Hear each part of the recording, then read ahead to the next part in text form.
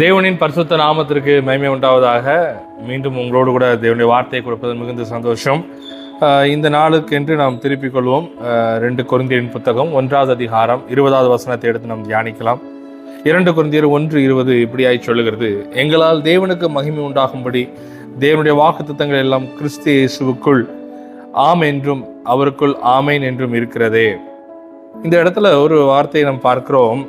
தேவனுடைய வாக்குத்தத்தங்கள் எல்லாம் இயேசு கிறிஸ்துவுக்குள் ஆம் என்றும் அவருக்குள் ஆமேன் என்றும் 2 முறை அவரை குறித்து அங்கு எம்பசைஸ் பண்ணப்படுகிறது. எல்லா வாக்குத்தத்தங்களும், வேதத்தில் அநேக வாக்குத்தத்தங்கள் உண்டு. அவை எல்லாவற்றையும் கிறிஸ்து இயேசுவுக்குள்ளாக நமக்கு அதை வைத்திருக்கிறார் என்பதை நாம் பார்க்கிறோம். வாக்குத்தத்தங்கள் என்று சொல்லும் பொழுது பொதுவாக அநேக வாக்குத்தத்தங்கள் பழைய ஏற்பாட்டிலிருந்து நாம் கோடிட்டுவது நம்முடைய வாடிக்கையாக, இல்லைன்றால் நாம் அதை அனுபவிக்கிறவர்களாய் நாம் காணப்படுகிறோம். அநேக வாக்குத்தத்தங்கள் பழைய ஏற்பாட்டிலிருந்து நாம் அதை சுதந்திரத்துக் கொள்வர்களாய், அது நமக்குரியவர்களாக நாம் எடுத்துக்கொள்வது உண்டு. ரோமரின் புத்தகம் 6வது அதிகாரம் 14வது வசனம் இப்படி ஆகி சொல்லுகிறது: நீங்கள் நியாய பிரமாணத்திற்கு கீழ்ப்பட்டிராமல் கிருபைக்கு கீழ்ப்பட்டிருக்கிறபடியால் பாவம் உங்களை மேற்கொள்ளப்பட மாட்டாது என்று வேதம் சொல்லுகிறது. நாம் நியாய பிரமாணத்திற்கு கீழ்ப்பட்டவர்கள் அல்ல, கிருபைக்கு கீழ்ப்பட்டவர்களாய் இருக்கிறோம். கிருபையின் பிரமாணத்திற்கு, புதிய யுகத்திற்குள்ளாக தேவன் திருச்சபையை ஒரு புதிய காரியத்துக்குள்ளாக, ஒரு உடன்படிக்கைக்குள்ளாக தேவன் நம்மை கொண்டு வந்திருக்கிறார். இந்த புதிய உடன்படிக்கை என்று சொல்லும் பொழுது பழைய உடன்படிக்கை என்று ஒன்று உண்டு. பழைய ஏற்பாட்டில் அவைகள் எல்லாம் என்ன செய்யப்படுது, வைக்கிறது. இப்ப இந்த பழைய உடன்படிக்கையை புதிய ஏற்பாடில் என்றால் புதிய உடன்படிக்கையில் அது எப்படி காண்பிக்கப்படுகிறது என்பதை நாம் பார்க்கும் பொழுது, பழைய ஏற்பாட்டில் சொல்லப்பட்ட வாக்குத்தத்தங்கள் எல்லாம் நமக்கு ஆம் என்றும் ஆமேன் என்றும் இருக்கிறதா என்பதை நாம் புரிந்து கொள்ள முடியும். புதிய ஏற்பாட்டின் கண்ணோட்டத்தில், புதிய உடன்படிக்கையின் கண்ணோட்டத்தில் பழைய ஏற்பாட்டின் காரியங்களை, பழைய உடன்படிக்கையின் காரியங்களை அது என்ன சொல்லுகிறது என்பதை பார்க்கலாம். ஒரு சில வசனங்களை நான் வாசிக்கிறேன்.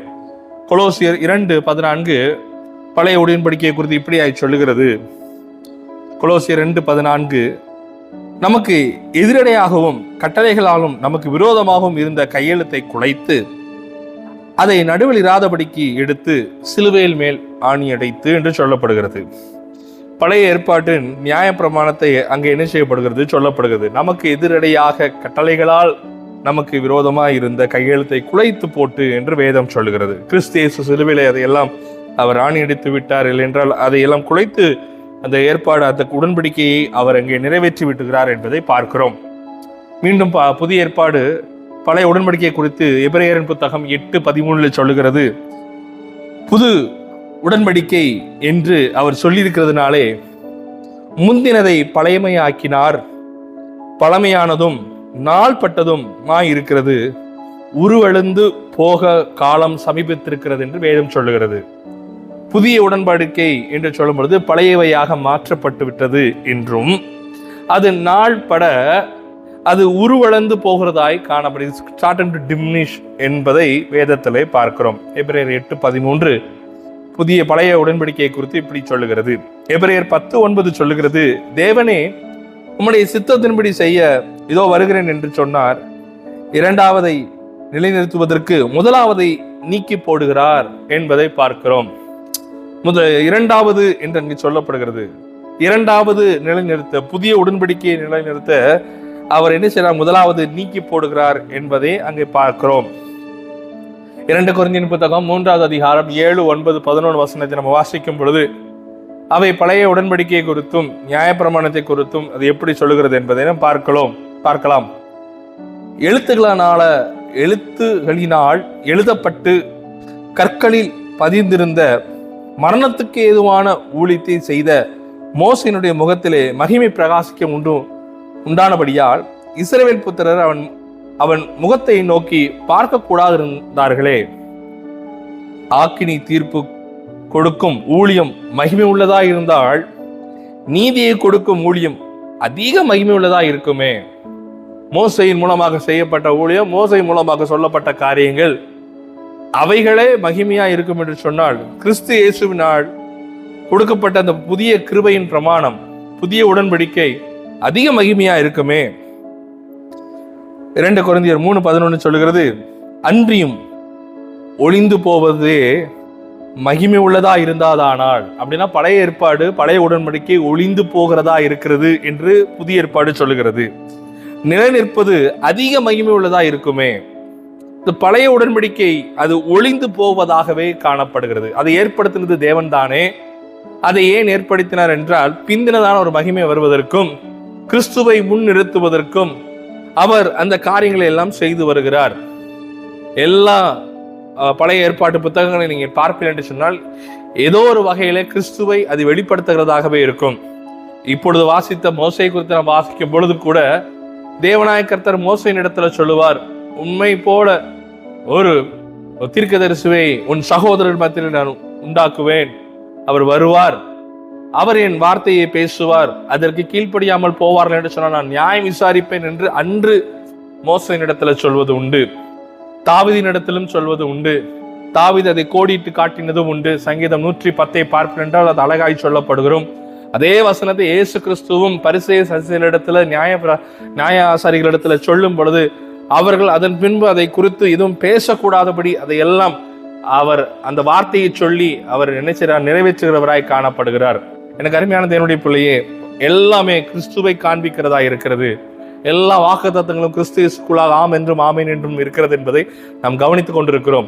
அப்படி இருக்கும் பொழுது பழைய ஏற்பாடை குறித்து இந்த புதிய பிரமாணம், புதிய ஏற்பாடு என்னத்தை சொல்கிறது என்றால், அது மாயம் ஒளிந்து போகிறது என்றும் அது அது நாள்பட அது பழமையாகி கொண்டிருக்கிறது என்பதை நாம் பார்க்கிறோம். எபேசியர் 2:15 பார்க்கும் பொழுது சட்ட திட்டங்கள் ஆகிய நியாய பிரமாணத்தை தம்முடைய மாம்சத்தினாலே ஒழித்து என்று வேதம் சொல்கிறது. அதை அவர் ஒழித்து விட்டார். சட்ட பிரமாணம், நியாய பிரமாணம் அவையெல்லாம் அதை நிறைவேற்றி அதை முடித்து வைத்து விட்டார். Jesus Christ came and brought a new covenant as well as a new dispensation era. இயேசு கிறிஸ்து வந்து பழைய ஏற்பாட்டின் இல்லை என்றால் பழைய பிரமாணம் எல்லாவற்றையும் அவர் மாத்திரமே நிறைவேற்றி அவர் வந்த பின்பு புதிய பிரமாணத்தையும் புதிய யுகத்தையும் அவர் ஆரம்பித்து விட்டு போயிருக்கிறார். இல்லை என்றால் அவர் மூலமாக புதிய யுகம் ஆரம்பிக்கப்பட்டிருக்கிறது.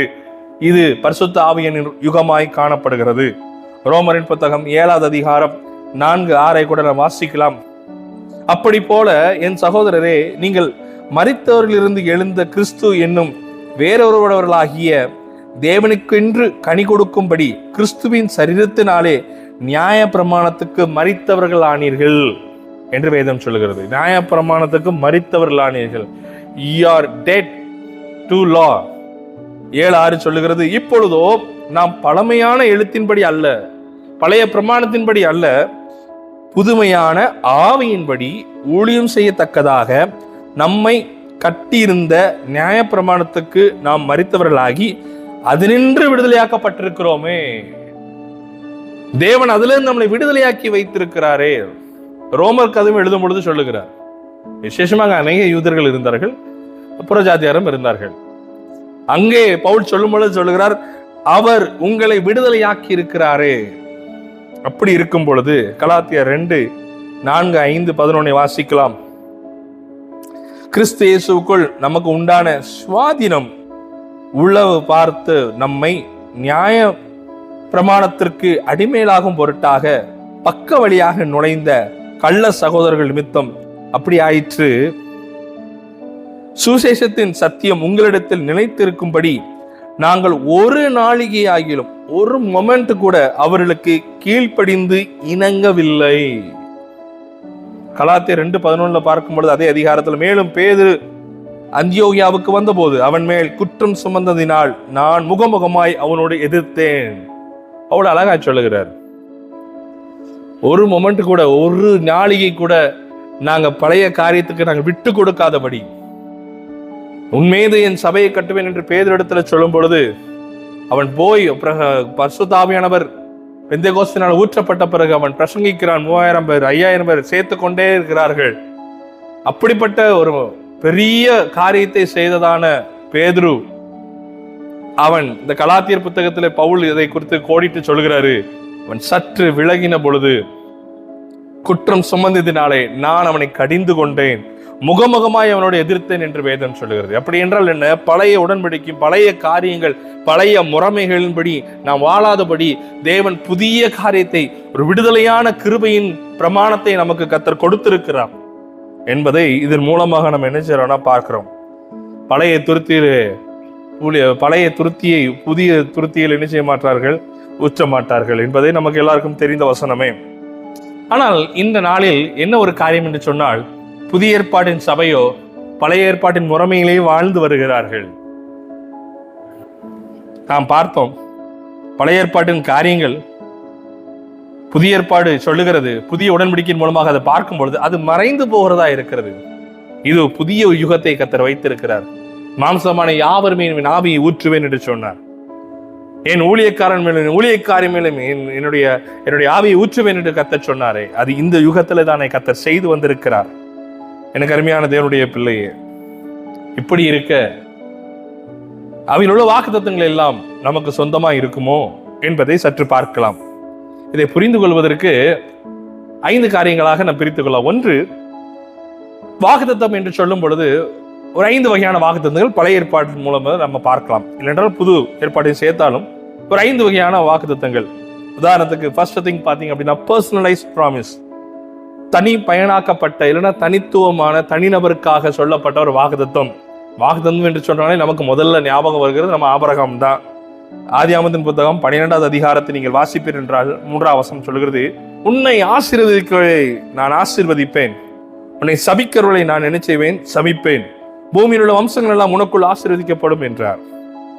இது பிரத்யட்சமாக தேவன் ஆபிரகாமுக்கு மாத்திரம் கொடுத்ததான வாக்குத்தத்தம். இது எப்படி சொல்லுகிறீங்க, நமக்கு அது இல்லையா என்று நீங்கள் கேட்கலாம்.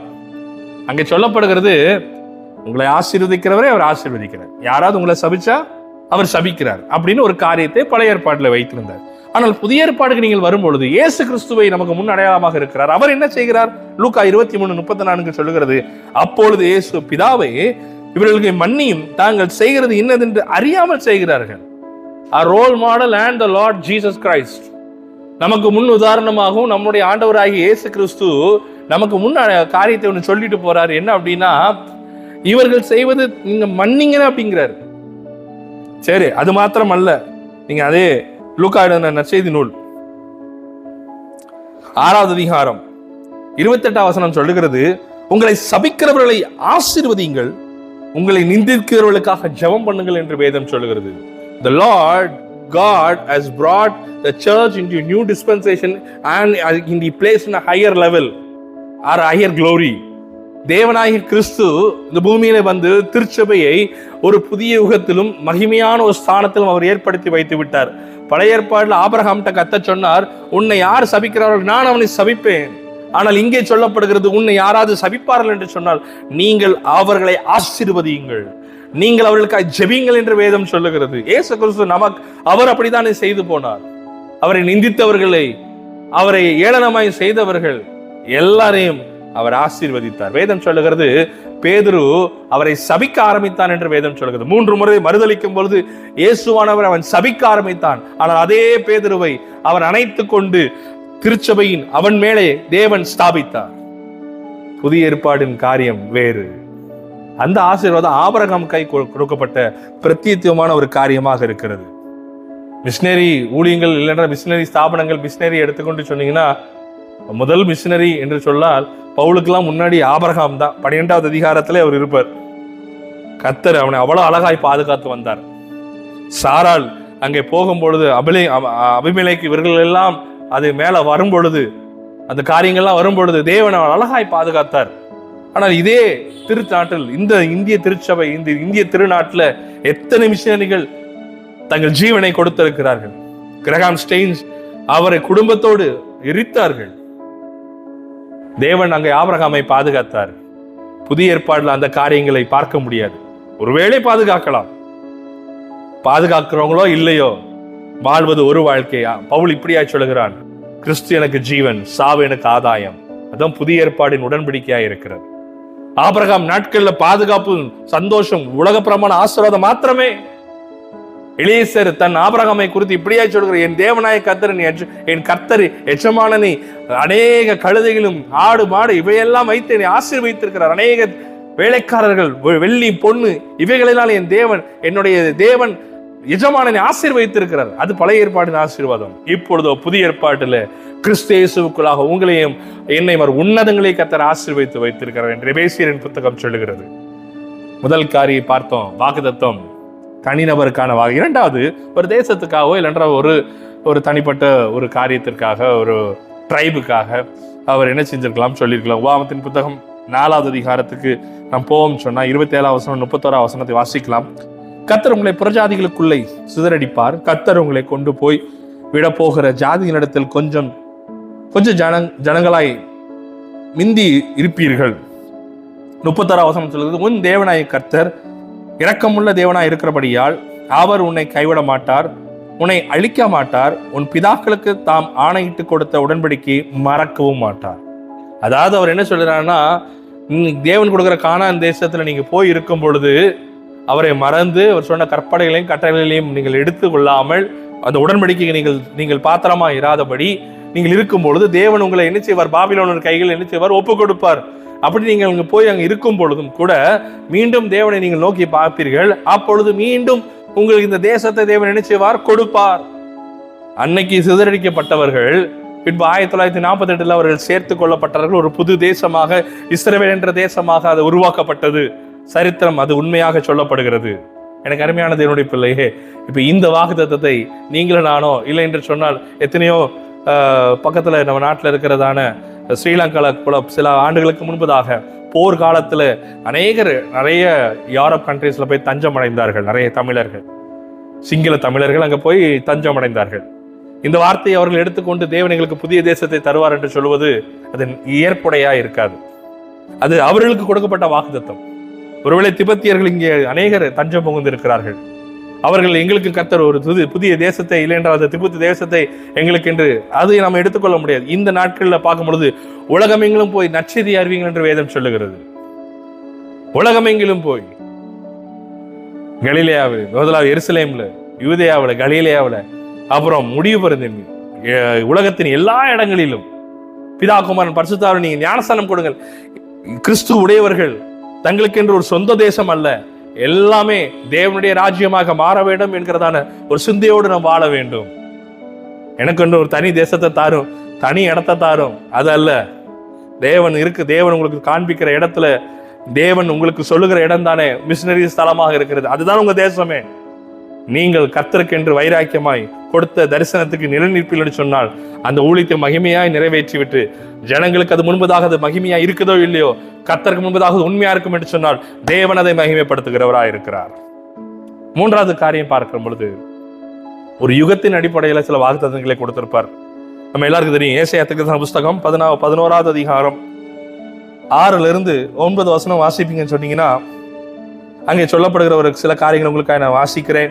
அப்பொழுது ஓனாயும் ஆட்டுக்குட்டியோடு தங்கும், புலி வெள்ளாட்டுக்குட்டியோடும் படுத்துக்கொள்ளும், கன்றுக்குட்டி பாடசிங்கமும் காளையும் ஒருமித்திருக்கும், ஒரு சிறு பையன் அவைகளை நடத்தவன் அப்படின்னா சொல்லிட்டு 9வது வசனத்துல பாப்பீங்கன்னு சொன்னா, என் பரிசுத்த பர்வதம் எங்கும் தீங்கு செய்வாரும் இல்லை, கேடு செய்வாரும் இல்லை, சமுத்திரம் ஜலத்தினால் நிறைந்திருக்கிறது போல பூமி கர்த்தரை அறிகிற அறிவினால் நிறைந்திருக்கும். இன்னைக்கு கர்த்தரை அறிகிற அறிவினால் நிறைந்திருக்கிறதா? இல்ல. இது எதை குறிக்கிறது என்று சொன்னால், ஒரு 1000 வருட அரசாட்சி தேவன் இங்க வைத்திருக்கிறார். அந்த யுகத்தை குறித்து இங்க சொல்லப்படுகிறது. அப்போ வேதத்துல நிறைய வாக்குத்தத்தங்கள் இருக்கு. எல்லாம் எனக்கு எடுத்துக்கிற முடியாது. ஆனால் எனக்குன்னு ஒரு வாக்குத்தத்தம் உண்டு. ஒரு வாக்குத்தத்தம், அது மகிமையான வாக்குத்தத்தம். அது ஆபிரகாமுக்கு கூட தேவன் அதை மறைத்து வைத்திருந்தார். அதைத்தான் நம்ம இன்னைக்கு நம்ம பார்க்க போறோம். அவர்கள் ஏங்கினார்கள். மறைத்து சொல்றதை விட அவர்கள் ஏங்கினார்கள். அது தூரத்திலிருந்து அணைத்துக் கொண்டார்கள் என்று வேதம் சொல்லுகிறது. சரி, நான் பார்க்கலாம் அதை. 4வது ஒரு காரியம் பார்க்கும் பொழுது மேசியாவுக்கான வாக்குத்தத்தங்கள். சங்கீதத்தின் புத்தகம் 34:20 சொல்லுகிறது, அவருடைய எலும்புகளை எல்லாம் காப்பாற்றுகிறார், அவைகளில் ஒன்றும் முறிக்கப்படுவதில்லை என்று வேதம் சொல்லுகிறது. இந்த வாக்குத்தத்தத்தை நாம் எடுத்துக்கொள்ளலாமா? கர்த்தர் காப்பாற்றுவார், இல்லை என்று சொல்லவில்லை. ஆனால் ஒருவேளை ஏதோ ஒரு ஆக்சிடென்ட் ஆயிட்டு அப்படின்னா அதுக்கு நம்ம கர்த்தரை போய் குறை சொல்ல முடியாது. அது கிறிஸ்து இயேசுக்காய் கொடுக்கப்பட்டது. எப்படி பிரதர் அப்படி சொல்றீங்க? வாசிக்கலாம். யோவான் 19வது அதிகாரம் 36 வசனத்தை வாசிக்கும் பொழுது, அவருடைய எலும்புகளில் ஒன்றும் முறிக்கப்படுவதில்லை என்கிற வேத வாக்கியம் நிறைவேறும்படி இவைகள் நடந்தது என்று கிறிஸ்துவை குறித்து சொல்லப்படுகிறது. ரைட், கிறிஸ்து இயேசுவை சிலுவையிலே அறைந்தார்கள். அதே அதிகாரத்துல மேல நீங்க வாசிப்பீங்கன்னா, மனம் திரும்பப்பட்டதான கள்ளனினுடைய கால்களை அவர்கள் முறித்தார்களே, ஏன் அவனுக்கு அந்த வாக்குத்தத்தம் நிறைவேற்றப்படவில்லை? வாசிக்கலாம் 19:32. அந்தபடி போசவேரர் வந்து அவருடனே கூட சிலுவையிலே அறையப்பட்ட முந்தினவனுடைய கால் எலும்புகளையும் மற்றவனுடைய கால் எலும்புகளையும் முறித்தார்கள். அவர் இயேசு கிட்ட சொல்றான், ஆண்டவரே இன்று மோடு கூட ராஜ்யத்தில் சேர்த்துக்கொள்ளும், இன்று என்னோடு கூட பரதீசை இருப்பார். First man to enter into paradise with God, with Jesus. அவனுடைய எலும்புகளை முறிக்கப்பட்டதுங்க. எனக்கு அருமையான தேவனுடைய பிள்ளையே, தேவன் அப்ப நம்ம பாதுகாக்க மாட்டாரா? நிச்சயம் பாதுகாப்பார். ஒருவேளை அதுல ஒரு விபத்து நடந்துச்சுன்னா, don't point out God and accuse him. அவரை நீங்கள் ஏதோ ஒரு குற்றம் செய்திருப்போம் நீங்கள் சொல்லிவிடாதீர்கள். எதை செய்தாலும் தேவன் நன்மைக்காகவே செய்வார். வேதம் சொல்லுகிறது, நன்மையான எந்த ஈவும் அவரிடத்திலிருந்து வருகிறது என்று வேதம் சொல்லுகிறது. எனக்கு அருமையான தேவனுடைய பிள்ளையே, கர்த்தர் நம்மளை பாதுகாக்கிறார். நமக்கு ஒரு காரியம், if you don't learn to discern rightly discern the word of God, நம்ம சரியான வார்த்தையை ஒழுங்கா பகுத்தறியல. இந்த வாக்குத்தத்தம் மேசியாவுக்கு உள்ளது, இந்த வாக்குத்தத்தம் ஆபிரகாமுக்கு மட்டும் உள்ளது, இந்த வாக்குத்தத்தம் ஒரு கோத்திரத்துக்கு மாத்திரம் உள்ளது, இது ஒரு தேசத்துக்கு மாத்திரம் உள்ளது, இது ஒரு யுகத்துக்கானது, இது மேசியாவுக்கு உள்ளது அப்படின்னு நம்ம புரிந்து கொள்ள வேண்டும் சொன்னால் நம்மளுடைய விசுவாசமே அது அற்று போகிறதா இருக்கும். ஒரு இடத்துல ஒரு ஆக்சிடென்ட், ஊழியனுக்கு ஒரு எலும்பு முறி வந்துட்டுனா அவன் என்ன சொல்லுவார்? ஐயோ நான் நீதிமானா இல்லையோ என்றதான ஒரு காரியம் வரும். அது கிறிஸ்துவை குறிக்கிறது அந்த வார்த்தை. ஐந்தாவது ஒரு காரியத்தை பார்க்கலாம். சூழ்நிலைக்கு ஏற்ற ஒரு வாக்குத்தத்தத்தை அவர் வைத்திருக்கார். சிச்சுவேஷனல் ப்ராமிசஸ் வாசிக்கும் பொழுது மத்தேயு 10:5-6 வாசிக்கிறார். இந்த 12 இயேசு அனுப்புகையில் அவர்களுக்கு கட்டளையிட்டு சொன்னது என்னவென்றால், நீங்கள் புறஜாதியார் நாட்டுகளுக்கு போகாமல் சமாரியா பட்டணங்களில் பிரவேசியாமலும் காணாமற் போன ஆடுகளில் இஸ்ரவேல் வீட்டாத்திற்கு போங்கள் என்று வேதம் சொல்லுது. இயேசு கிறிஸ்து ஒரு ஸ்பெஷல் அசைன்மெண்ட் கொடுக்கிறார் சீஷர்களை கூப்பிட்டு. எங்கேயும் போகாதீங்கப்பா, இஸ்ரவேல் இஸ்ரவேல் இடத்துல மாத்திரம் போங்க. தொலைந்து போன ஒரு இடத்துல என்ன செய்யுங்க, போங்க. வேற புறஜாதி இடத்துல சமாரிய இடத்துல என்ன செய்யாதீங்க, போகாதீங்கன்னு சொன்னார். போகையில் பரலோக ராஜ்யம் சமீபமா இருக்கிறது என்று பிரசையுங்கள், வியாதி உள்ளவர்களை சொஸ்தமாக்குங்கள், குஷ்டரோகிகளை சுத்தம் பண்ணுங்கள், மரித்தோரை எழுப்புங்கள், பிசாசுகளை துரத்துங்கள், இலவசமாய் பெற்றீர்கள் இலவசமாய் கொடுங்கள், உங்கள் கச்சைகளில் பொன்னாவது வெள்ளியாவது சேப்பையாவது வழிக்காக பையையாவது 2 அங்கிகளையாவது பாதரட்சைகளையாவது தடியையாவது தேடி வைக்க வேண்டாம். வேலையால் தன் ஆகாரத்துக்கு பாத்திரனாய் இருக்கிறான். இதை இயேசு கிறிஸ்து சீஷர்கள் இஸ்ரவேல் ஜனத்தினிடத்திற்கு போகும்பொழுது இது என்ன செய்றாரு சொல்லுகிறார். சரி, இதை நம்ம அப்படியே எடுத்துக்கிட்டாலும் பாத்தீங்கன்னா 8ஆம் வசனத்தை நம்ம என்ன செய்யணும்? we all take 8th verse. 8ஆம் வசனத்தை என்ன செய்வோம்? ஆமா, ஆண்டவர் வியாதியை சுத்தமாக்குவார், மரித்தோரை எழுப்புவார், பிசாசுகளை துரத்துவீர்கள், இலவசமாய் பெற்று இலவசமாய் கொடுங்கள், எல்லாம் ரைட். ஆனா அதுக்கு அடுத்த வசனம் சொல்லுது, 9ஆம் வசனம். அடுத்த வசனம் என்ன சொல்லுது? பர்ஸ் எடுத்துட்டு போவாதேன்னு சொல்லுது. எல்லா இடத்துலயும் பர்ஸ் இருக்கு. That particular verse was assigned or was promised to the disciple on a particular mission. ஒரு தனிப்பட்ட ஒரு காரியத்திற்கு தேவன் அவர்களை அனுப்பும் பொழுது சொல்லப்பட்ட ஒரு வார்த்தை. நம்ம எடுத்துக்கிற கூடாதா? அதே இயேசு கிறிஸ்து சீஷர்களை வேற இடத்துக்கு அனுப்பும் போது ஒரு காரியத்தை சொல்லுகிறது. பார்க்கும் பொழுது நம்ம புரிந்து கொள்ளலாம். லூக்கா 22:35-36 வாசிக்கலாம்.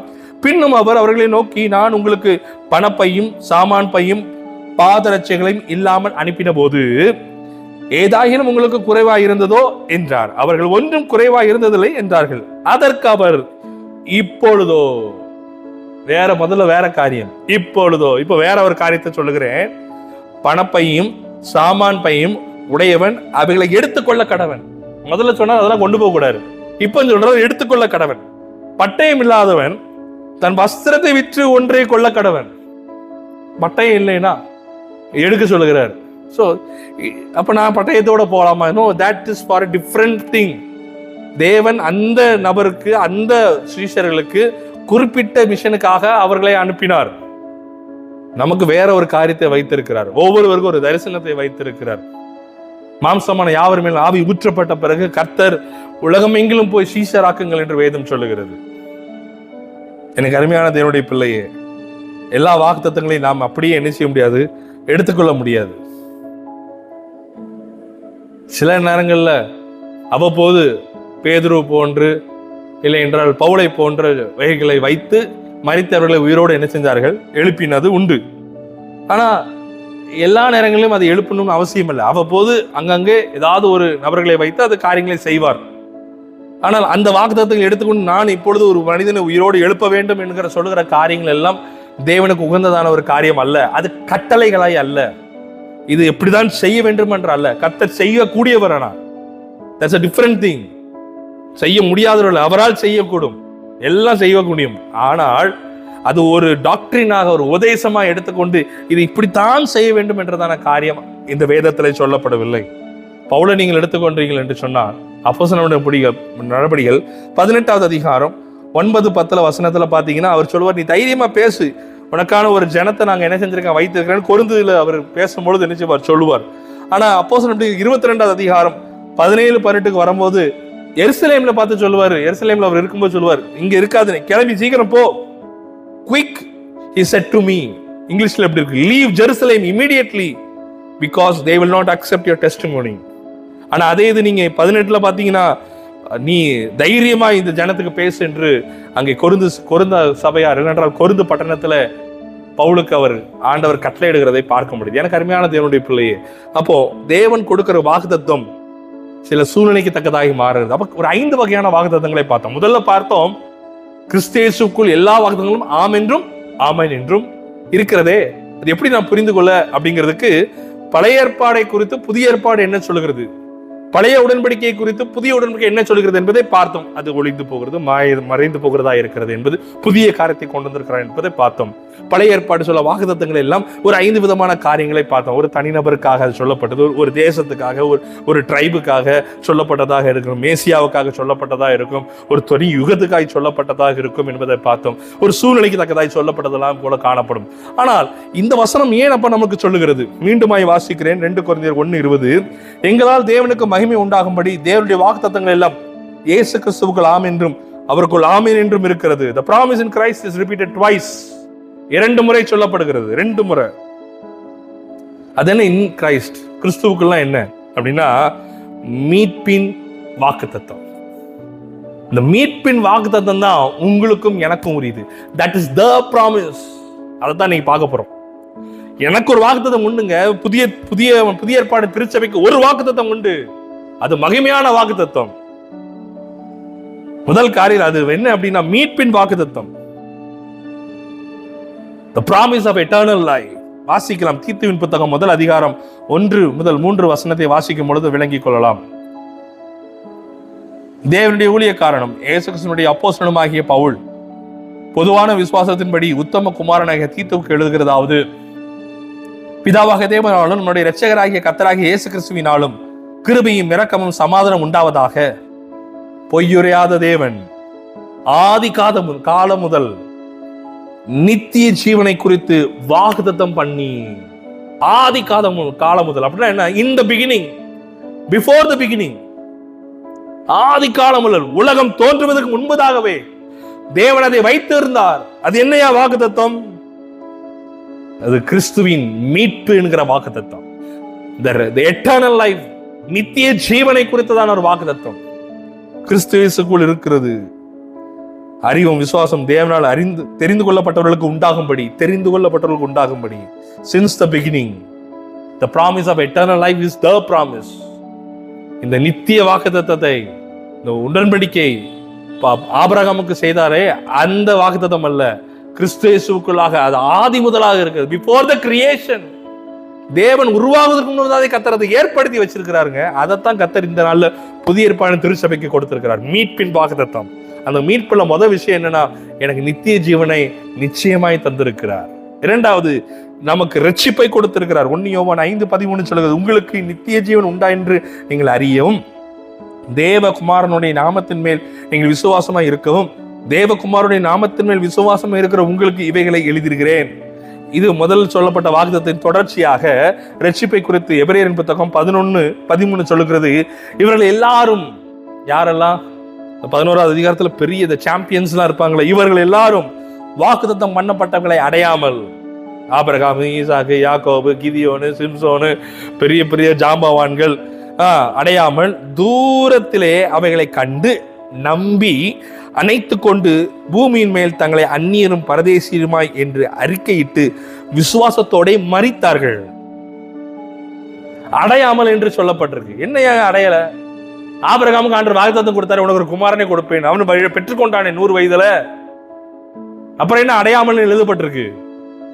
இந்த வாக்குத்தத்தம் ஆபிரகாமுக்கு சொல்லப்பட்ட இந்த பூமிக்குரிய ஆசீர்வாதம் அல்ல, நித்திய ஜீவன். அது என்னன்னு அவங்களுக்கு தெரியல. தூரத்துல அவங்களுக்கு ஒரு வெளிச்சம் தெரியுது, ஒரு நிழலா தெரியுது. நமக்கு இன்னைக்கு காண்பிக்கப்பட்ட காரியங்கள், யோவான் ஸ்நானன் வரும் பொழுது இதோ பரலோக ராஜ்யம் சமீபமா இருக்குன்னு சொன்னார். இயேசு கிறிஸ்து இதோ பரலோக ராஜ்யம் சமீபமா இருக்கின்றார். ஒரு பிள்ளையை போல மாறாவிட்டால் பரலோக ராஜ்யத்துக்கு நுழைய முடியாது என்று சொன்னார். யோவான் ஸ்நான காலம் முதற்கொண்டு இதோ பரலோக ராஜ்யம் பலவந்தம் பண்ணப்பட்டுகிறது, பலவந்தம் பண்ணுகிறவர்கள் அதில் பெற்றுக் கொள்ளுகிறார்கள் என்று வேதம் சொல்லுகிறது. இந்த நித்திய ஜீவனை இல்லை என்றால் அந்த நித்திய ஜீவனை அவர் ஆதி முதலாகவே வைத்திருந்தார், மறைத்து வைத்திருந்தார். அது கிறிஸ்துவின் மூலமாக நமக்கு வெளிப்படுத்தப்பட்டிருக்கிறது. இரண்டாவது ஒரு காரியம், ரட்சிப்பை தேவன் நமக்கு அதன் மூலமாக என்ன செஞ்சிருக்கிறாரு, தந்திருக்கிறார் என்பதை என்ன செய்யறோம் நாம் பார்க்கிறோம். எனக்கு அருமையான தேவனுடைய பிள்ளையே, அதே அதிகாரம் 40 வசனத்தை வாசிக்கிறேன். அவர்கள் நம்மை அல்லாமல் பூரணமாகாதபடிக்கு விசேஷத்த நன்மை ஒன்றை தேவன் நமக்கென்று முன்னதாக நியமித்திருந்தார். இவர்களுக்கு முன்னதாகவே நியமித்திருந்தாருங்க. அதை தூரத்துல இருந்து அணைச்சு கொண்டாங்க. அதனாலதான் இந்த பூமி அவர்களுக்கு அந்நியும் பரதேசியமா இருக்கு. ஒரு அதே வசனத்தை அதே இடத்துல வரும். இந்த பூமி அவர்களுக்கு பாத்திரமா இல்லை. ஏன்னா அவர்கள் நித்திய ஜீவனை உடையவர்களாய் தூரத்தில் அவர்கள் கண்டார்கள், நித்திய ஜீவனை தூரத்துல கண்டார்கள். அவர்களுக்கு இப்படிப்பட்ட பேரபிள் எல்லாம் கொடுக்கல. இயேசு வந்து எத்தனையோ பேரபிள்ஸை கொடுத்தார், எத்தனையோ ஓமைகளை அவர் வெளிப்படுத்தி சொன்னார், பகிரமான காரியங்களை செய்தார், மரித்தவன் உயிரோடு எழுப்பினார். இதோ ராஜ்யம், இது தேவனுடைய ராஜ்யம் சமீபமா இருக்கிறது என்று வெளிப்படுத்தி காமிச்சார். அது மாத்திரமல்ல, இன்று பரிசுத்த ஆவியானவர் நமக்கு கொடுத்து நித்திய ஜீவன் உண்டு என்றும் ரட்சிப்பு உண்டு என்றும் நாம் அறிந்து கொள்ள, உணர்ந்து கொள்ள பெரிதான ஸ்லாக்கியத்தை கொடுத்தார். ஆனால் இது அவர்களுக்கு கொடுக்கப்படவில்லை. அவர்களை காட்டிலும் நீங்கள் பாக்கியவான்கள். மூன்றாவது காரியம், மீட்பின் ஆசீர்வாதத்துல கிறிஸ்து இயேசுக்குள்ள ஆசீர்வாதம் சொன்ன ஒரு ஆசீர்வாதம், இந்த ரிடம்டிவ் பிளெஸிங், மீட்பின் ஆசீர்வாதம், நித்திய ஜீவன், ரட்சிப்பு. மூன்றாவது, நாம் நீதிமானாக்கப்படுகிறோம். The promise of righteousness. ரோமரின் புத்தகம் 4வது அதிகாரம் 3 வாசிக்கிறேன். வேத வாக்கியம் என்ன சொல்லுகிறது? ஆபிரகாம் தேவனை விசுவாசித்தான், அது அவனுக்கு நீதியாக எண்ணப்பட்டது என்று சொல்லுகிறது. அந்தபடி கிரியை இல்லாமல் தேவனால் நீதிமான என்று அழைக்கப்படுகிற மனுஷனுடைய வாக்கியத்தை காண்பிக்கும் பொருட்டு எவருடைய அக்கிரமங்கள் மன்னிக்கப்பட்டதோ, எவருடைய பாவங்கள் மூடப்பட்டதோ அவர்கள் பாக்கியவான்கள். எவனுடைய பாவத்தை கர்த்தர் எண்ணாதிருக்கிறாரோ அவன் பாக்கியவன் என்று தாவீது சொல்லுகிறானே, அன்றியும் உலகத்தை சுதந்திரிப்பான் என்கிற வாக்குத்தத்தம் ஆபிரகாமுக்காவது அவன் சந்ததிக்காவது நியாயப்பிரமாணத்தினால் கிடையாமல் விசுவாசத்தின் வருகிற நீதியினால் கிடைத்தது. இது நீதியினால் உண்டாக்கப்படுகிறது. விசுவாசத்தினாலே நீதிமான் பிழைக்கிறான். Righteousness shall live by faith. இயேசுவினாலே நீங்கள் நான் நீதிமான் ஆக்கப்படுகிறோம். இரத்தத்தினாலே நாம் நீதிமான்களாக்கப்பட்டிருக்கிறோம்.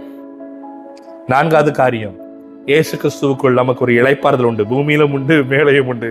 எபிரேயர் புத்தகம் 4:1 சொல்லுகிறது, ஆனபடியினாலே அவருடைய இளைப்பாறுதலில் பிரவேசிப்பதற்கு ஏதுவான வாக்குத்தத்தம் நமக்கு உண்டு என்று இருக்கிற உங்களில் ஒருவனும் அதை அடையாமல் பின்வாங்கி போவனாக காணப்படாதபடிக்கு பயந்திருக்க கடவோம் என்று வேதம் சொல்கிறது. அப்படின்னா என்ன? அவருடைய இளைப்பாறுதல் எனக்கு உண்டுங்க. இந்த பூமியில எனக்கு அவருக்கு உண்டு. வருத்தப்பட்டு பாரம் சுமப்பவர்களே எல்லாரும் இடத்துல வாருங்கள், நான் உனக்கு இளைப்பாறுதல் தருகிறேன். என்னுடைய நுகம் மிக லகுவாய். அப்படின்னா என்ன அர்த்தம்? இதுக்கு முன்னாடி மோசை மூலமா ஒரு நுகம் வைக்கப்பட்டது, அது ரொம்ப கஷ்டம். அது இயேசுவால மட்டும்தான் அது நிறைவேற்றப்பட்ட முடிஞ்சது, வேற யாராலும் நிறைவேற்றப்பட முடியவில்லை. நமக்கு அதை நிறைவேற்றி கிருபையின் பிரமாணத்தை கொடுத்து லகுவாய் மாற்றி வைத்திருக்கிறார். 5வது, பரிசுத்த ஆவியானவர்ங்கிறதான வாக்குத்தத்தம். ஆகையால் நீங்கள், அப்போஸ்தலர் புத்தகம் 1:5 சொல்லுகிறது, ஆகையால் நீங்கள் எருசலேமை விட்டு போகாமல் என்னிடத்துல கேள்விப்பட்ட பிதாவின் வாக்குத்தத்தம் நிறைவேற காத்திருங்கள் என்று கட்டளையிட்டார். அது என்ன வாக்குத்தத்தம்? ஆவியானவரை பெற்றுக்கொள்ளத்தக்க காத்திருந்தார்கள். redemptive blessing தான் வாக்கு, the promise. அதுதான் வாக்குத்தத்தம். புதிய ஏற்பாட்டின் சபைக்கு ஒரு வாக்குத்தத்தம் தான், மீட்பின் வாக்குத்தத்தம். அந்த மீட்பின் வாக்குத்தத்தத்துல நித்திய ஜீவன் உண்டு. மீட்பின் வாக்குத்தத்தத்துல நமக்கு என்ன உண்டு? ரட்சிப்பு உண்டு. மீட்பின் வாக்குத்தத்தத்துல எனக்கு நீதி உண்டு. மீட்பின் வாக்குத்தத்தத்துல அவருக்கு இளைப்பாறுதல் எனக்கு உண்டு. மீட்பின் வாக்குத்தத்தத்துல எனக்கு பரிசுத்த ஆவியானவர் உண்டு. அடுத்தது ஆறாவது, அவரை போல இருக்கிறதான ஒரு வாக்குத்தத்தத்தை இவர் தந்திருக்கிறார். 2 பேதுரு 1:4 வாசிக்கலாம். இச்சையினாலே உலகத்தின் உண்டான கேடுக்கு தப்பி திவ்ய சுபாவத்திற்கு பங்குள்ளவராகும் பொருட்டு மகா மேன்மையான அருமையான வாக்குத்தத்தங்களுக்கு அவைகளினாலே நமக்கு அருளப்பட்டிருக்கிறது. திவ்ய சுபாவம், அவரை போல வாழ்வதற்குங்க. Like Christ. இனி நான் அல்ல, என்னில் கிறிஸ்துவே வாழுகிறார்.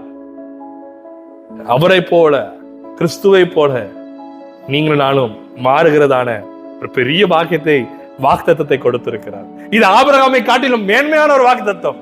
நீ ஆசீர்வாதமா இருப்பாய் என்று சொல்லுகிறதான காட்டிலும் ஒரு மேன்மையான காரியம். நீங்கள் கிறிஸ்துவை போல மாற கர்த்தர் வாக்குத்தத்தம் தந்திருக்கிறார்.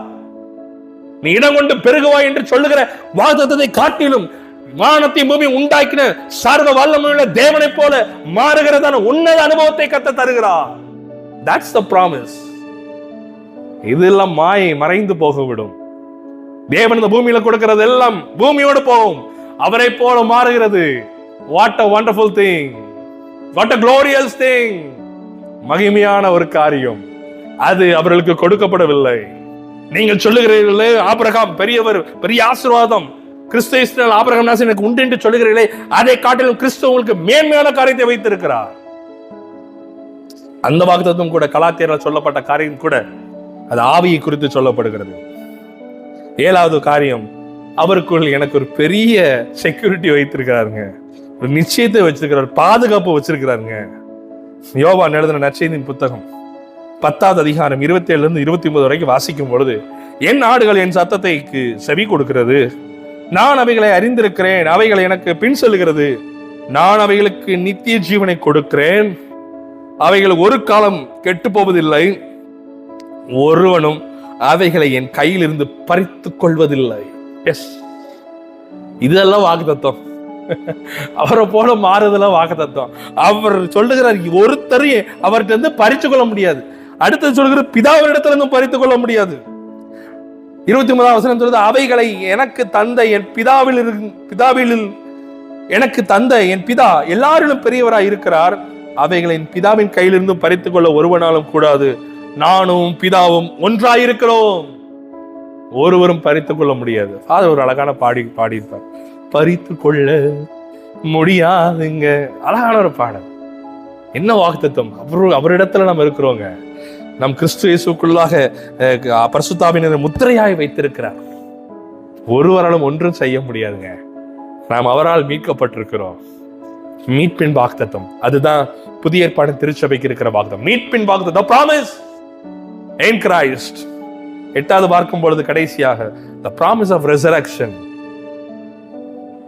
அப்போஸ்தலர் நடவடிக்கைகள் 26வது அதிகாரம் 6-7 வசனத்துல பவுல் இப்படியாய் சொல்கிறார், அகிரிப்பா ராஜாக்கு முன்பதாக, தேவன் நம்முடைய பிதாக்களுக்கு அருள் செய்த வாக்குத்தத்தம் நிறைவேறும் என்று நம்பிக்கைக்காகவே நான் இப்பொழுது நியாய தீர்ப்பு அடைகிறவனாய் நிற்கிறேன்.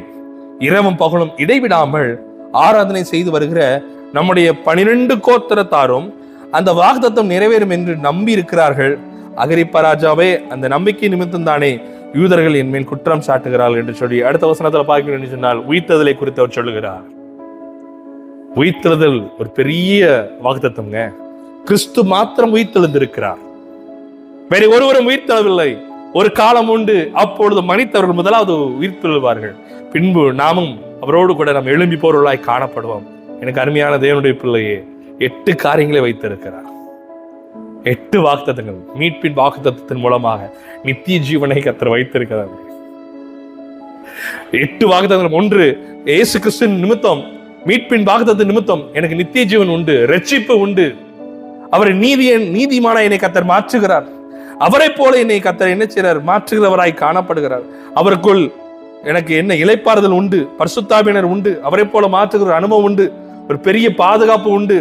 8வது, என்னை உயிர்த்தெழுதலின் வாக்குத்தத்தத்தை கர்த்தர் வைத்திருக்கிறார். இவையெல்லாம் அவர்கள் எதிர்பார்த்து இருந்தார்கள், அதை ரொம்ப அவர்கள் அறியாமல் இருந்தார்கள். அப்படி இருக்கும் பொழுது கூட தூரத்திலிருந்து அணைத்து கொண்டவர்களாய், பூமி அவர்களுக்கு பாத்திரமா இல்லை என்று சொன்னால், இந்த நாளில் உங்களை யாராவது வஞ்சிப்பார்கள் என்று சொன்னால் எச்சரிக்கையா இருங்கள். இந்த பூமி உங்களுக்கும் எனக்கும் பாத்திரமா இருக்கக்கூடாது. கர்த்தர் தந்திருக்கிறதா சந்தோஷமா, ஆண்டவரே உமக்கு நன்றி. உங்களுடைய இருதயம் அதன் மேல் வைத்து விடாங்க. வேதத்தில் ஒரு வசனம் உண்டு, உங்கள் பொக்கிஷம் எங்க இருக்குதோ அங்கதான் உங்களுடைய இருதயம் உண்டு. இங்கே ஒன்றையும் சேர்த்து வைக்காதீங்க, எல்லாவற்றையும் பரலோகத்துல சேர்த்து வைங்க என்று இயேசு கிறிஸ்து உங்களுக்கும் எனக்கும் சொல்லி கொடுத்துட்டு போயிருக்காருங்க. ஆபிரகாம், ஈசாக்கு, யாக்கோபு பழைய ஏற்பாட்டின் நீதிமான்களை அவ்வளவு பிரகாசமான மனக்கண்களோடு அவர்கள் தூரத்திலிருந்து அணைத்து கொண்டு இந்த பூமி பாத்திரமா இல்லை என்று சொல்லி அவர்கள் இருந்திருப்பார்கள் சொன்னால், கிறிஸ்து வந்து மரித்து உயிர்த்தெழுந்து பரிசுத்தாவினரை கொடுத்து நிருபங்களை எல்லாம் கொடுத்து இன்று மகா மேன்மையான ஒரு காரியத்தில் வைத்திருக்கும் பொழுது நாம் இந்த பூமிக்கு பாத்திரமா இல்லை. மாறாக இந்த பூமியில் உள்ள ஒவ்வொரு ஜனங்களையும் உலகத்தின் ஒரே இரட்சகராக இயேசுவண்டை திருப்ப கர்த்தர் உங்களை என்னையும் அவர் நோக்கி பார்க்கிறார். உங்களுக்கு கொடுத்த தரிசனத்தின் நிலை நிறுங்கள். கர்த்தர் உங்களை மேன்மையாய் நடத்துவாராக. இது ஒன்றே வாக்குத்தத்தம், மீட்பின் வாக்குத்தத்தம். அவை எல்லாம் கிறிஸ்து இயேசுக்குள் ஆம் என்றும் ஆமென் என்றும் இருக்கிறது. ஹல்லேலூயா. கர்த்தர் உங்களை ஆசீர்வதிப்பாராக. ஆமென் and God bless you.